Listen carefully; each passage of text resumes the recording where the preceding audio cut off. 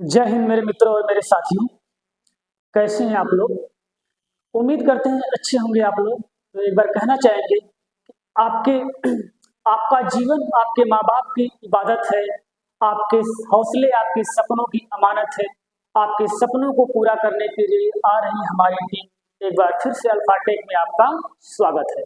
ठीक है, चलिए तो आज हम आप लोगों के लिए लेके आए हैं रीजनिंग की क्लास। ठीक है, इसके पहले हमारी हिंदी की क्लास हुई थी और हमारे रोहित सर आप लोगों को समय समय पर जीएस की क्लासें दे रहे हैं। ठीक है, हिंदी क्लास हो चुकी थी, आज आप लोगों की रीजनिंग की क्लास है। तो रीजनिंग का मतलब क्या होता है? सबसे पहले रीजनिंग पढ़ने से मतलब ये समझिए, रीजनिंग का मतलब होता है तर्क शक्ति। तर्क यानी यदि आपके सामने कोई समस्या या कोई सिचुएशन आती है, आप अचानक कैसे उस समस्या का समाधान निकालेंगे, क्या सोचेंगे कि हम इस समस्या से निकल जाए। तो तत्काल में लिया गया फैसला क्या कहलाता है? आपके दिमाग से जो बुद्धि निकलती है वही क्या कहलाती है? तर्क शक्ति कहलाती है।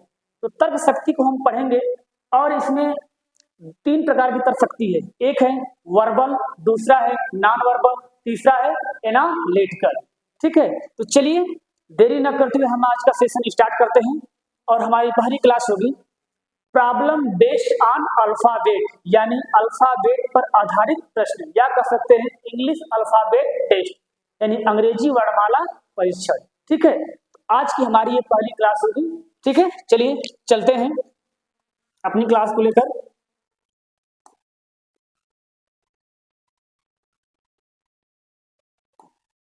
ठीक है, प्रॉब्लम बेस्ड ऑन अल्फाबेट। ठीक है, यानी कह सकते हैं कि वर्णमाला पर आधारित प्रश्न। ठीक है, तो सबसे पहले हम आपको बता दें कि जब आप अंग्रेजी वर्णमाला का चैप्टर पढ़ते हैं रीजनिंग में, तो आपके सामने एक सबसे बड़ी समस्या क्या होती है कि जो ए से लेकर जेड तक के लेटर होते हैं, आपको उनकी प्लेस वैल्यू याद करनी रहती है।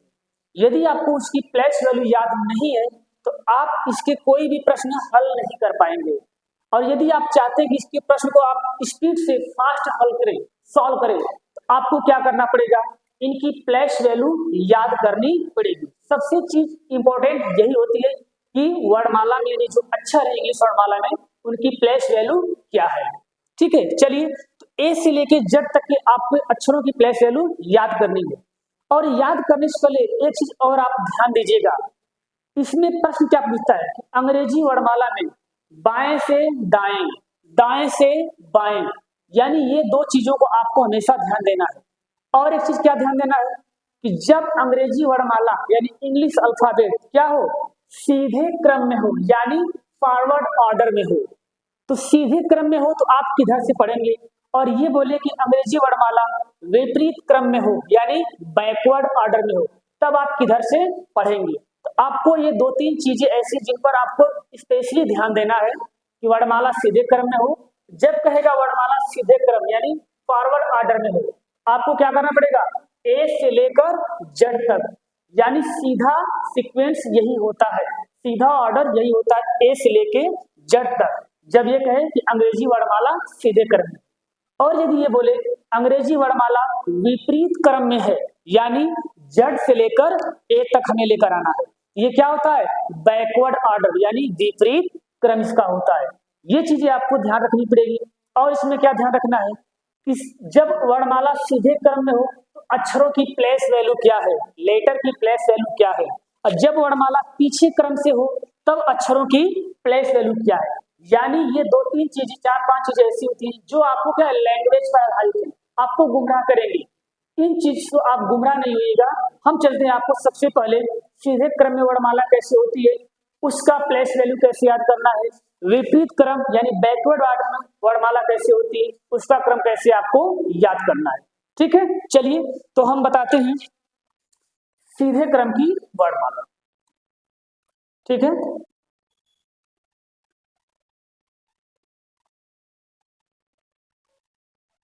ठीक है, चलिए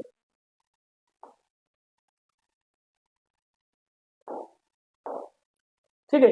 जब अंग्रेजी वर्णमाला क्या हो, सीधे क्रम, यानी अंग्रेजी वर्णमाला में अक्षरों का स्थान यानी ए से लेके जेड तक। ठीक है, चलिए तो हम थोड़ा सा आपको एक अगले पेज पर अच्छे से इसके बारे में बता देते हैं, फिर स्टेप बाय स्टेप आपको नोट्स अपना कैसे बनाना है कितने टाइप के क्वेश्चन आएंगे, कैसे इसको सॉल्व करना है, तब हम आपको अपनी सीक्वेंस वाइज आपको बताएंगे। चलते हैं नेक्स्ट पेज पे अलग से, ठीक है।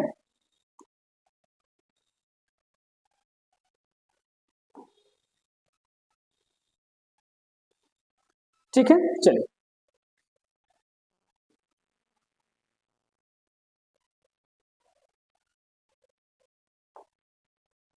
चलिए ठीक है, इंग्लिश वर्णमाला यानी अंग्रेजी वर्णमाला, ठीक है। Left to right, left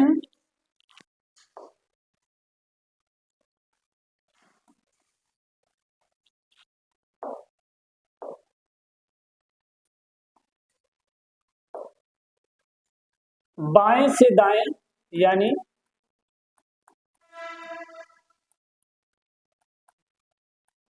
left to right, ठीक है। यानी ए से आपकी सुनेगी A B C D E F G H I J K L M, ठीक है। इसके बाद N O P Q R S T you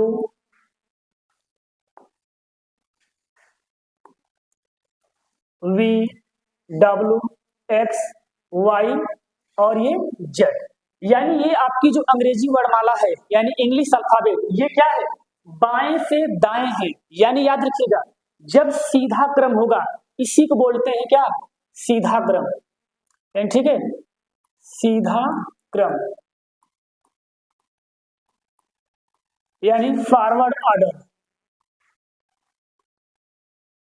order,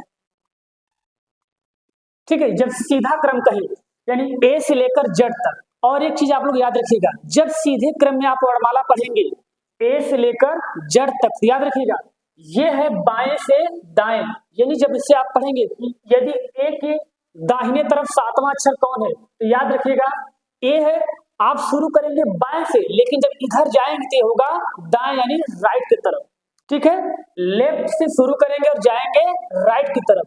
लेकिन जब यदि कहे अंग्रेजी वर्णमाला को हमें विपरीत यानी बैकवर्ड ऑर्डर शुरू करना है, तब आप शुरू करेंगे जड़ से, और ये क्या होगा, राइट टू लेफ्ट यानी दाएं से बाएं, ठीक है। जब अंग्रेजी वर्णमाला सीधे क्रम में हो तो बाएं से दाएं यानी लेफ्ट टू राइट क्या होगा, ए से लेकर जेड तक। और जब अंग्रेजी वर्णमाला विपरीत क्रम की बात कहे तो जेड से लेकर क्या रहेंगे, ए, यानी ये दाएं से बाएं की तरफ जाता है, ठीक है। ये हो गया इसका सीधा क्रम। और इसमें आपको क्या रखना है, इनकी प्लेस वैल्यू, इनका अपोजिट लेटर। और यदि आपसे ये भी पूछता है कि अंग्रेजी वर्णमाला का में यदि सीधे क्रम में है तो पहले स्थान पे कौन सा लेटर आएगा, तो पहले स्थान पे ए है। तो फिर पूछेगा ए का पीछे से यानी बैकवर्ड ऑर्डर से स्थान यानी प्लेस वैल्यू क्या होगी। ये सारी चीजें हम आगे स्टेप बाय स्टेप आगे बढ़ते हैं, ठीक है। तो सबसे पहले आपको क्या रखना है, बाएं से दाएं यानी सीधा क्रम हो गया। और जब कहेगा दाएं से बाएं यानी left to right, right to left, ठीक है। ये होता है दाएं से बाएं, दाएं से बाएं यानी आप चलेंगे पीछे से और बढ़ेंगे आगे की तरफ, ये होता है दाएं से बाएं, ठीक है। चलिए अब आगे चलते हैं इनकी प्लेस वैल्यू की तरफ। प्लेस वैल्यू कैसे याद रखना है, तो इस चीज को आप लोग याद रखिएगा। प्लेस वैल्यू यदि आपको याद रखनी है तो कैसे याद रखेंगे, तो ध्यान दीजिएगा, प्लेस वैल्यू याद करने के लिए सिंपल सा तरीका है और आपको याद भी करना पड़ेगा। A B C D E F G H I, ठीक है। इसके बाद J K L M N O P, ठीक है। Q R S T U V W X Y Z, ठीक है। अब आपको प्लेस वैल्यू याद तो करनी पड़ेगी किसी न किसी हर हाल में, ठीक है। तो जैसे अगर आपको प्लेस वैल्यू, ऐसा नहीं कि हमने पूछा कि ए की प्लेस वैल्यू क्या है, आप कह देंगे 1, हमने कहा यू की प्लेस वैल्यू क्या है, आप पढ़ेंगे A B C D E F, ऐसे नहीं बताना है। किसी भी लेटर की प्लेस वैल्यू, जैसे बोला एस की, डायरेक्ट आपका जवाब होना चाहिए 19, बोला एक्स की, डायरेक्ट जवाब होना चाहिए 24, बोला आर की, डायरेक्ट जवाब होना चाहिए 18। इस तरह से आपको प्लेस वैल्यू याद रखनी है, ठीक है। तो जैसे अगर हमको पढ़ना है, आप अच्छे से रिपीट कर लेंगे तो आप भी हमारे जैसे बोल लेंगे A1 B2 C3 D4 E5 F6 G7 H8 I9 J10 K11 L12 M13, ठीक है, N14 O15, इसके बाद है आपका P16 Q17 R18 F19 T20, इसके बाद है U21 V22 W23 X24 Y25 और Z26। आपको प्लेस वैल्यू इस तरह से याद रखनी है, ठीक है। और प्लेस वैल्यू के साथ साथ आगे से उसका स्थान क्या है और पीछे से उसका स्थान क्या है, ये भी चीजें आपको याद रखना पड़ेगा। और तीसरी चीज, इसका अपोजिट क्या है, ये भी आपको आगे पूछता है, ठीक है। चलते हैं अगले पेज पर। जैसे इसकी प्लेस वैल्यू बता दें, क्या होगा, A1 B2 C3 D4 E5 F6 G7 H8 I9 J10 K11 12 13 14 15 16 17 18 19 20 21 22 23 24 25 और 26, ठीक है। इस तरह से आपको प्लेस वैल्यू को याद रखना है। अब इसमें देखिए, जब प्लेस वैल्यू आपको याद हो जाएगी, आपको 3 चीजें स्पेशली आपको इसमें याद रखना है। याद रखना है, नंबर 1 आपको याद रखना पड़ेगा। जैसे हम एग्जांपल लेते हैं ए के बारे में, ए के बारे में क्या पूछेगा, ए के बारे में जैसे क्या पूछ सकता है कि वर्णमाला में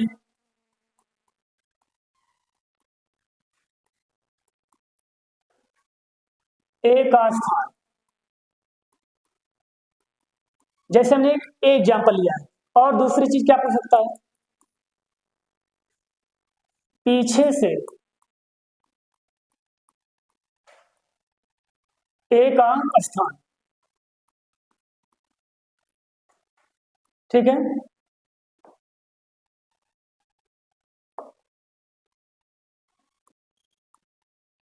और क्या पूछ सकता है,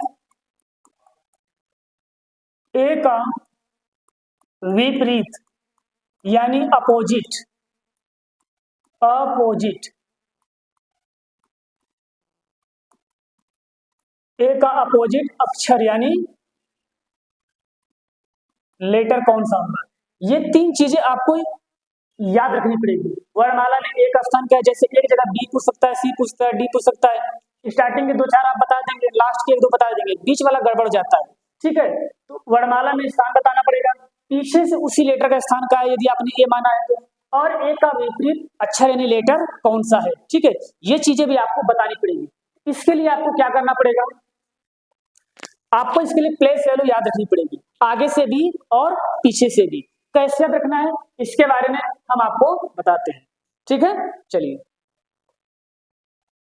इसके लिए आपको एक डायग्राम टाइप बनाना पड़ेगा, जैसे A B C D E F G H I J K L M, ठीक है, ए से लेके एम तक। इसके बाद दूसरा कॉलम कौन सा होगा,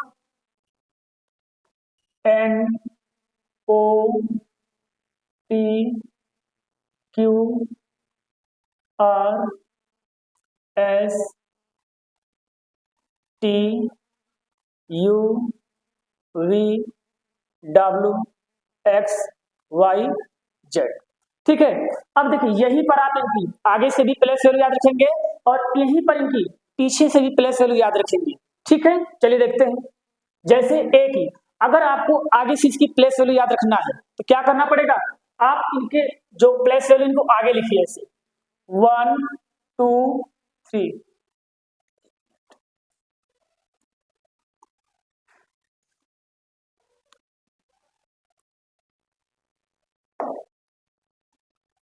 1 2 3 4 5 6 7 8 9 10 11 12 13। ये इनकी प्लेस वैल्यू आपको आगे से याद रखनी है, तो आगे इनके लिखना, ठीक है। A1 B2 C3 D4 E5 F6 G7 H8 I9 J10 K11 L12 M13। ये हो गई आगे से।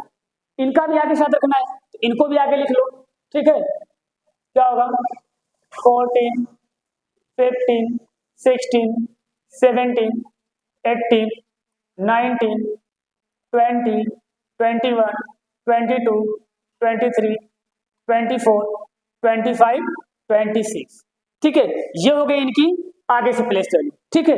जब आगे यानी सीधे क्रम में यदि आपकी वर्णमाला रहेगी, यानी फॉरवर्ड ऑर्डर में ए से लेकर जेड तक, ए का पहला स्थान, बी का दूसरा, सी का तीसरा, डी का चौथा, ई का पांचवा, ऐसे जेड का 26वां है, ये आगे से होगी।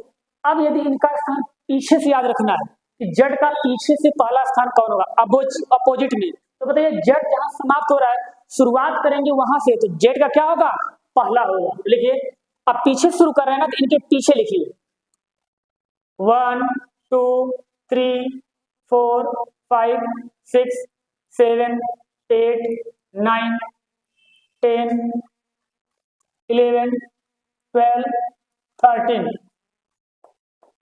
14 15 16 17 18 19 20 21 22 23 24 25 26, ठीक है। ये हो गया पीछे से। अब एक चीज याद रखिएगा, यदि आपको डाउट है कि जो हमने पीछे से इनका सीक्वेंस बनाया है कहीं वो गलत तो नहीं है, ये प्रूफ करने के लिए आपको क्या करना पड़ेगा, बहुत सिंपल सा तरीका है।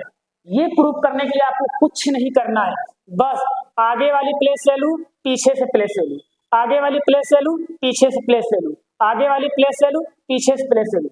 यदि आप इनको ऐड करते हैं, इनका टोटल यानी इनका कुल कितना आएगा 27 यानी 27 आएगा। और यदि आगे वाली प्लेस वैल्यू पीछे वाली प्लेस वैल्यू ऐड करने पे 27 आ गया, तो समझ जाइए आगे वाली पीछे वाली दोनों प्लेस वैल्यू क्या है, सही है, ठीक है। ये तो आपको हमने बता दिया, लेकिन पीछे वाली प्लेस वैल्यू आप निकालेंगे कैसे, पीछे वाली प्लेस वैल्यू आप निकालेंगे कैसे, ये पता करने के लिए आपको क्या करना पड़ेगा, यही जो हम बता रहे हैं कि ऐड करने पे 27 यानी 27 आएगा, इस 27 को याद रखिएगा, यही 27 आपकी हेल्प करेगा इनकी पीछे से प्लेस वैल्यू निकालने के लिए। चलिए अभी देखते हैं कि 1 और 27 यानी 1 और 26 को ऐड कीजिए, देखिए क्या आ रहा है 27, 2 और 25 को ऐड कीजिए, क्या आ रहा है 27, 3 और 24 को ऐड कीजिए, क्या आ रहा है 27, ठीक है। देखिए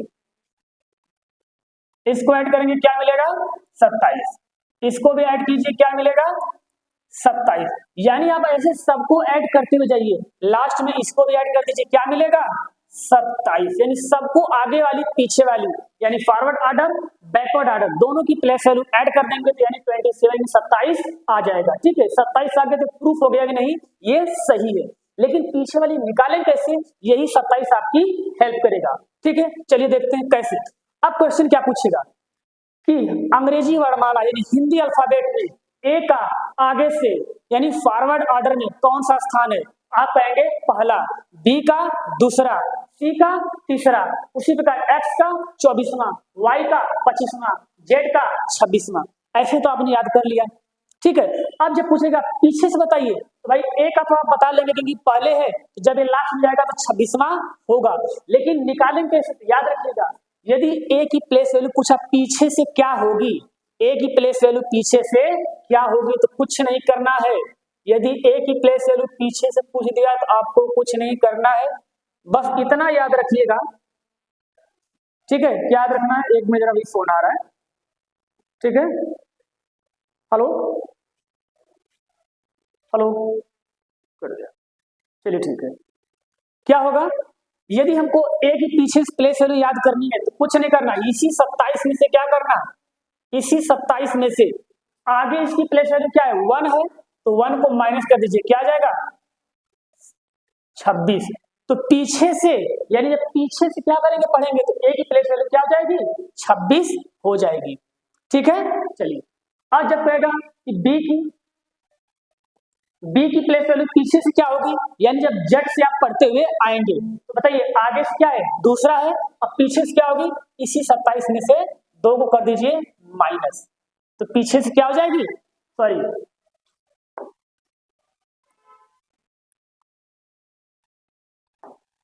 पीछे से क्या हो जाएगी 25 में, पीछे से 25 में। इसी प्रकार यदि यू की पूछेगा कि पीछे से प्लेस वैल्यू क्या है, आपको आगे से याद है कि नहीं बताइए, अगर आगे से आपको याद है कि आगे से 21वां होता है तो 27 में से क्या कर दीजिए, इसी 21 को माइनस कर दीजिए, आ गया 6, ये क्या हो गई पीछे से, यानी जब जेड से शुरू करेंगे, पीछे नहीं जेड से शुरू करते, जेड वाई एक्स डब्ल्यू, उसके बाद वी यू, और क्या गया यू आ गया ना, देखिए ये 6वें नंबर पे आएगा, पीछे से ऐसे आपको इंग्लिश अल्फाबेट अंग्रेजी वर्णमाला को जो पढ़ेंगे तो पीछे से 6वें नंबर पे होगा, यानी 27 में से आगे वाली जो प्लेस वैल्यू है माइनस कर दीजिए, आ जाएगा। यदि हम कहेंगे कि आप बताइए आर की पीछे से यानी बैकवर्ड ऑर्डर में प्लेस वैल्यू क्या होगी, तो 27 में से क्या कीजिए, आगे से आर की प्लेस वैल्यू क्या है 18 है, कहा गया यार आर की 18 है, तो माइनस कर दीजिए 18 को, क्या आ गया 19, यानी पीछे से क्या होगी, सॉरी 9 होगा भाई, 19 बोल दिए,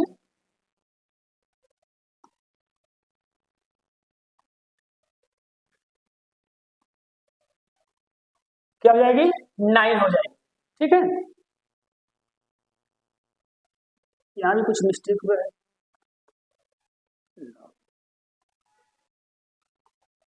यहाँ भी देखिए भाई 9 लिखना था, हमने 90 लिख दिया है, थोड़ा सा इसको संशोधन कर देते हैं, कभी कभी गलतियां हो जाती हैं, इसको अब थोड़ा सा, ठीक है, हो गया 90। ये है हमारा सिस्टम नीलिंग फार्मूला, समझ लीजिए इसको क्या है, पीछे से किसी की प्लेस वैल्यू निकालने की, तो ये तो हुआ किसी लेटर की पीछे से वैल्यू, यानी पीछे से किसी अक्षर की प्लेस वैल्यू यानी स्थानीय मान निकालना, स्थानीय मान निकालना, तो फार्मूला आपका क्या बन जाएगा, फार्मूला आपका क्या बन जाएगा, फार्मूला क्या बन गया कि 27 माइनस आगे से उसका स्थान, यानी फॉरवर्ड, आगे से स्थान, यानी फॉरवर्ड ऑर्डर क्या है इसका, यानी फॉरवर्ड प्लेस वैल्यू क्या है, ठीक है, बोल सकते हैं forward place value, forward place value, यदि किसी भी अक्षर की पीछे से प्लेस वैल्यू निकालनी है तो 27 में से क्या कीजिए, आगे से उसकी प्लेस वैल्यू स्थानीय मान कितना है उसको माइनस कर दीजिए, पीछे से आपको पता चल जाएगा, ठीक है।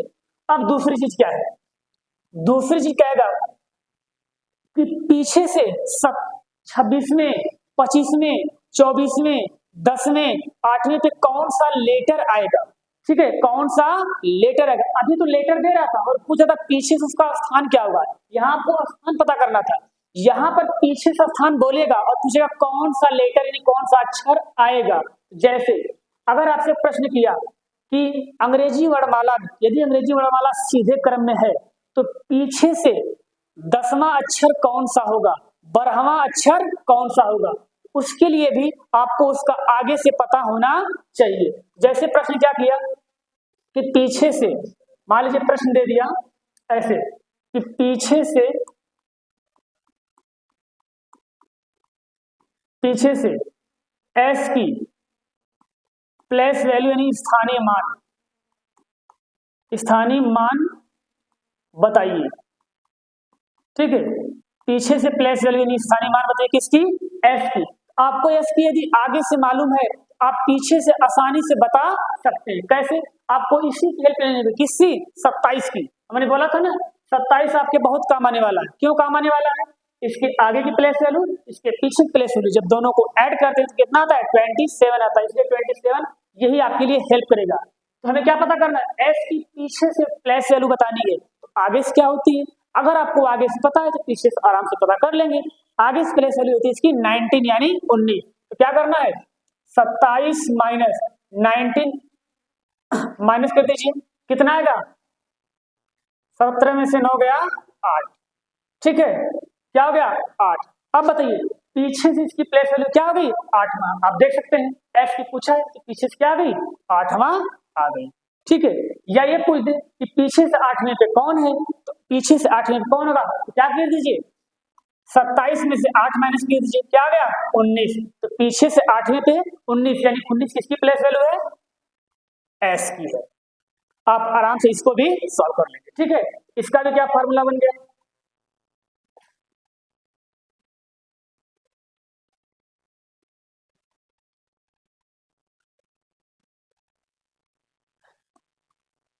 पीछे से एनवा अक्षर कौन सा है, कौन सा है। यदि ये पूछा कि पीछे से एनवा अक्षर कौन सा है, प्लेस वैल्यू दे दिया तो क्या करेंगे, पीछे से, तो यानी इसका मतलब 27 माइनस, अब जो अक्षर बोला इसे एनवा बोला, एन की जगह मान लीजिए एन इक्वल क्या मान लिया है, एन इक्वल मान लिया कि 11।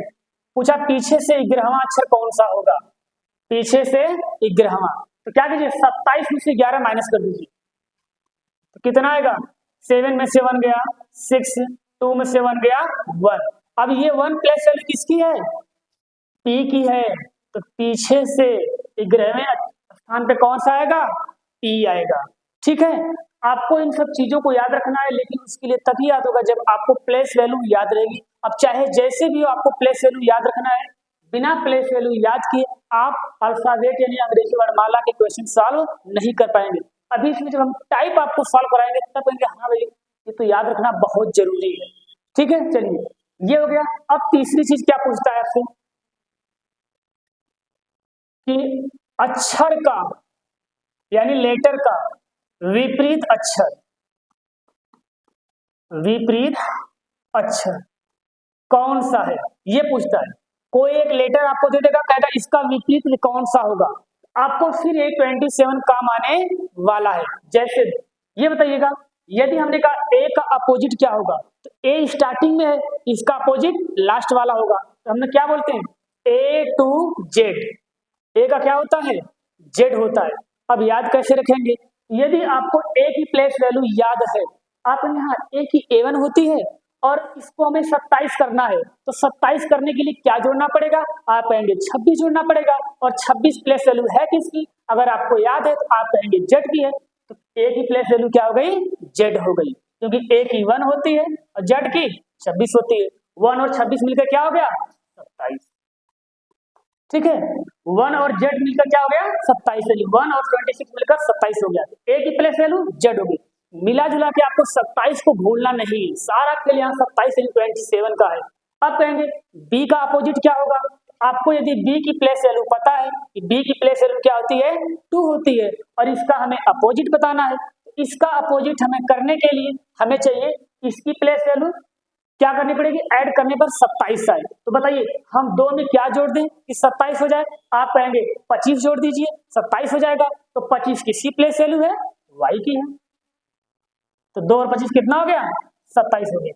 इससे कुछ बहुत सारे टीचर ने कुछ ट्रिक भी बताए हैं, A to Z, boy 6 due, ऐसे करके इवनिंग, ऐसे बहुत सारे ट्रिक बताते हैं, हम भी आपको वो चीजें बता देंगे। फिलहाल अपने कॉन्सेप्ट से समझिए, ठीक है। ट्रिक तो हम भी आपको बता देंगे, वही चीज हम भी याद करवा देंगे, लेकिन बाय द वे ट्रिक आप भूल गए तब क्या करेंगे, यदि आपको कॉन्सेप्ट पता है कि जब भी आपको अपोजिट वाला निकालना है तो माइंड में 27 भूलना नहीं चाहिए। देखिए यहाँ भी 27, यहाँ भी 27 और यहाँ भी 27, यानी पूरा खेल किसका है, 27 का है। ऐसे आप निकालिएगा। किसी का अपोजिट पूछा तुरंत, जैसे कह दिया यू का अपोजिट बताइए, अब आपको यू की प्लेस वैल्यू क्या है, 21। अब बताइए 21 27 बनाने के लिए कितने कमी है, आप कहेंगे 6 की कमी है, तो 6 किसकी प्लेस वैल्यू है, आप कहेंगे एफ की है, तो यू का अपोजिट क्या हो गया, एफ हो गया, हो गया नहीं हो गया। तो आपको ऐसे प्लेस वैल्यू आपको याद रखनी है, ठीक है। चलिए अगले पेज पर चलते हैं। जो ट्रिक बताते हैं टीचर हम भी आपको बता दे रहे हैं क्या है, जैसे याद करते हैं, A to Z ऐसे बोलते हैं, बॉय। ठीक है, क्या हो गया, बॉय। इस चीज को ऐसे याद रखिए, A to Z बॉय 6। ठीक है, क्या हो गया, 6। ड्यू बोलते हैं ना, DEU, क्या हो गया, 6 ड्यू। ठीक, ये इसकी प्लेस वैल्यू है। ठीक, और क्या है, इवनिंग। इवनिंग क्या बोलेंगे इसको, इवनिंग। ठीक है, और क्या होता है, सिव बोलते हैं इसको। ठीक है, और क्या इसके बाद होगा आपका, GT रोड, क्या बोलते हैं, GT रोड। सुना आप लोगों ने, जीएस में ग्रैंड ट्रंक रोड, क्या बोलेंगे, GT रोड। ठीक है, इसके बाद क्या है, आपने सुना होगा हाई स्कूल, या कुछ लोग हॉर्स भी ट्रिक बताते हैं, तो ये क्या हो गया, हाई स्कूल। आपको देखिए याद करने के लिए आप अपनी लैंग्वेज में, हिंदी में भी कर सकते हैं कि भाई हमको इसको याद करना है, हो गया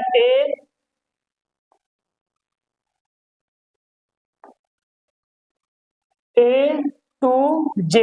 आप याद करने के लिए अपनी हिंदी लैंग्वेज इस्तेमाल कर सकते हैं। और क्या होगा, बॉय। ठीक है, इसको क्या बोला आप लोगों ने, 6। इसको क्या बोला, ड्यू। ठीक है, ये हो गया आपका इवनिंग। ये क्या हो गया आपका, फ्यू। ये हो गया आपका GT रोड, क्या हो गया, GT रोड।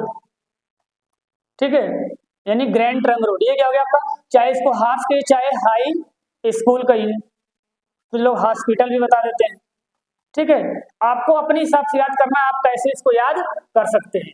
ठीक है, इसके बाद क्या है, इंडियन रेलवे, इसको बताते हैं, आई और आर की याद करना है तो क्या बोलते हैं, इंडियन रेलवे। Indian railway. ठीक है, इसके बाद क्या आपका, एक नाम सुना है, डांसर था माइकल जैक्सन, तो क्या याद रखिएगा, जैक्सन। ठीक है, जैक या जैक्सन, जैक ऐसे बोलिएगा, शॉर्टकट में इसको जैक्सन भी याद रखिएगा, ताकि आप भूलेंगे नहीं। ठीक है, इसके बाद क्या है आपका, KP यानी कानपुर। क्या हो गया, कानपुर। तो के और पी का अपोजिट क्या है, KP यानी कानपुर हो गया। इसके बाद आपको क्या होगा, बोलते हैं ना, बैटरी मोबाइल की लो हो गई, मोबाइल की बैटरी लो हो गई, क्या है, LO यानी बैटरी लो। लो मतलब डाउन भाई, लेने वाली बात, खरीदने वाली बात नहीं हो रही। ठीक है, इसके बाद क्या आपका, या तो इसको मैन कहिए, चाहे मैनपुरी, हमारे नेताजी मुलायम सिंह यादव का निवास स्थान है। ठीक है, आप ऐसे भी याद रख सकते हैं, मैन कह लीजिए, चाहे इसको मैनपुरी से याद रखिए। ठीक है, इसके बाद आपका क्या है, M के बाद आपका क्या आता है, N आता है। अब देखिए यहीं से रिवर्स जाएगा, M आपको बस केवल M तक याद रखना है।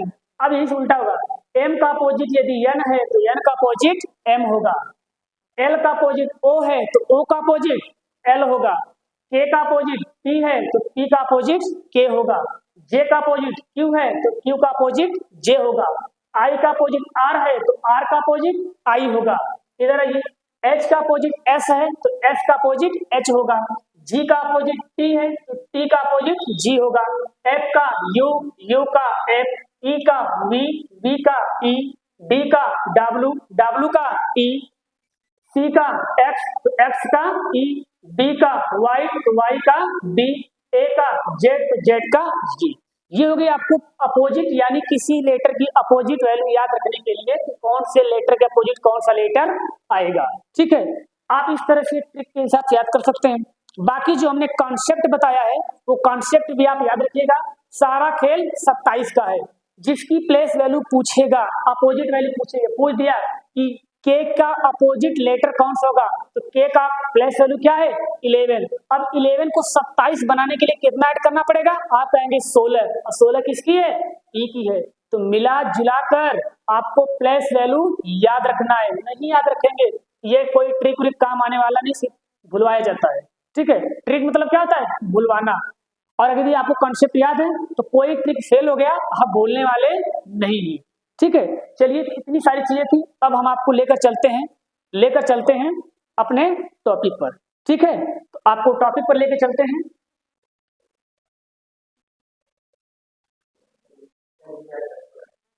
ठीक है, चलिए हमारा टॉपिक कल से स्टार्ट होगा। आपको ये चीजें थोड़ा याद कराने के लिए आज की क्लास हमारी इतनी ही रहेगी।